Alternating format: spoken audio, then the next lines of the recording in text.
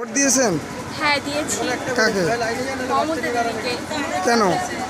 কারণ তিনি আমাদের সমাজের জন্য যা কল্যাণ করেছে, যদি দেখা যায় পশ্চিমবঙ্গ সরকার তিনি হওয়ার পর থেকে আজকে আমরা অনেক সুবিধা পেয়েছি, যেরকম আমাদের শিক্ষাক্ষেত্রে স্কলারশিপের ব্যবস্থা করেছে, যেটা সব থেকে বেশি উপকৃত আমাদের মধ্যবিত্ত ফ্যামিলি থেকেই হয়েছে। কেননা আজকে যদি দেখা যায় আমরা টাকার কারণে অনেক সময় অনেক কিছু করতে পারি না, কিন্তু তিনি আসার পর থেকে যে ব্যবস্থাটা চালু করেছে, যে স্বামী বিবেকানন্দ স্কলারশিপ, উত্তরকন্যা, নবান্ন স্কলারশিপ, সেগুলোর জন্য আমরা আজকে অনেক উপকৃত হয়েছি। প্লাস আজকে পড়াশোনার পাশাপাশি পড়াশোনা চলতেই আজকে যখন আমাদের 18 বছর হয়েছে, তখন আমরা স্কলারশিপ কন্যাশ্রী টাকাও পেয়েছি, যেরকম আমিও পেয়েছি কন্যাশ্রী টাকা।